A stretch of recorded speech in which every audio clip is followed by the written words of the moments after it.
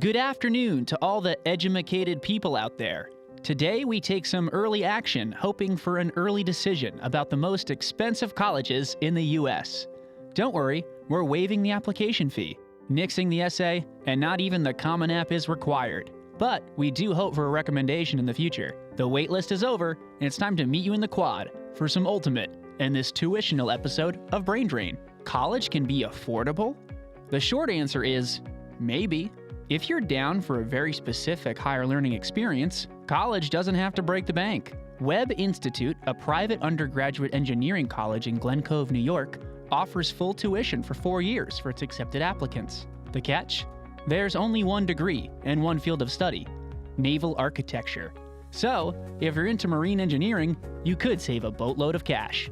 Other interest-specific environments include the U.S. Federal Service Academies that trade tuition for a commitment to enlistment, the U.S. Air Force Academy, U.S. Coast Guard Academy, U.S. Merchant Marine Academy, U.S. Naval Academy, and the U.S. Military Academy at West Point are all incredibly competitive to get into and require at least a 5-year service commitment upon graduating.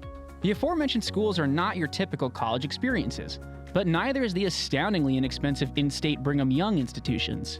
BYU Provo and BYU Hawaii are both below $6,000 per year, while BYU Idaho is just $4,200 per year. Keep in mind that these prices are reserved for members of the Church of Latter-day Saints and oblige a strict student honor code.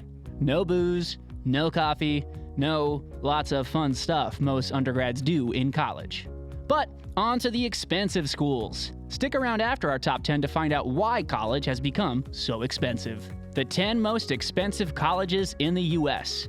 We scoured the internet as well as over 1,800 university financial filings, and were asked to leave several libraries. But we do believe the USNews and World Report criteria for establishing tuition and fees and ranking most expensive colleges to be fair. There are other associated costs with going to school: room and board, textbooks, and transportation, to name a few. Keep in mind that popular cities where housing isn't cheap also raises the cost of attendance. Looking at you, NYU, University of Chicago, and Stanford. On to the list. Number 10. Boston College, with tuition and fees at $60,202 per year. Number 9. Duke University, with tuition and fees at $60,488 per year. Number 8. Brown University, with tuition and fees at $60,696 per year. Number 7. Tufts University, with tuition and fees at $60,862 per year. Number 6. Colorado College, with tuition and fees at $60,864 per year. Number 5. Amherst College, with tuition and fees at $60,890 per year. Number 4. Vassar College, with tuition and fees at $60,930 per year. Number 3. Franklin and Marshall College, with tuition and fees at $61,062 per year. Number 2.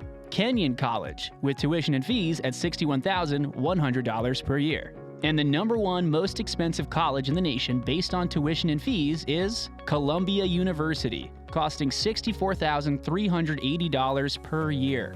Now, it should be noted that these scary costs often come down due to schools offering significant financial aid to their undergraduate population. However, it is staggering how tuition has skyrocketed in the last few decades. And in the past year, almost all learning was online. Zoom zoom. Has college always been expensive?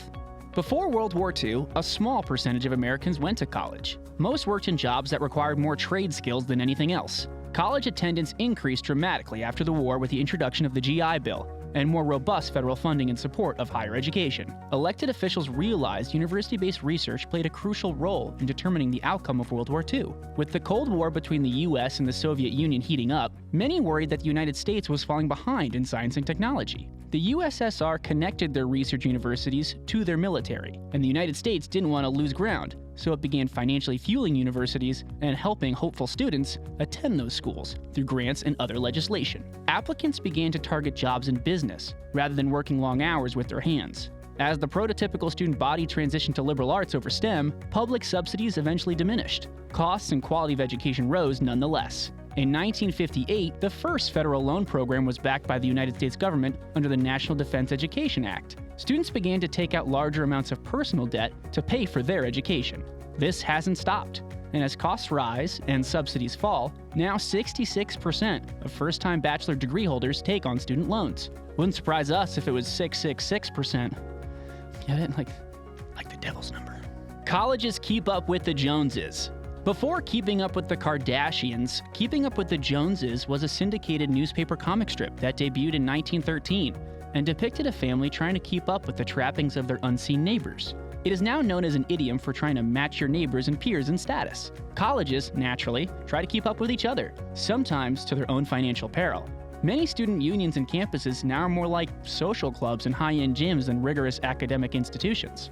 Schools push each other for increasingly wilder and more luxe amenities. One can find indoor slides, outdoor lazy rivers, ice cream sundae bars, and included HBO Max accounts across the country, which makes us wish we didn't drop out. Speaking of drop, did you know MIT drops a piano from a building the last day of class? I guess that's key to A-flat major. So, what schools on this list surprised you? Be sure to tag a friend who goes somewhere on this list and ask if you can join their meal plan. Don't have friends? That's okay. The next video should be starting soon anyway. Thanks for watching Brain Drain. I'm Tom Polos. And don't forget to subscribe. It's a no-brainer.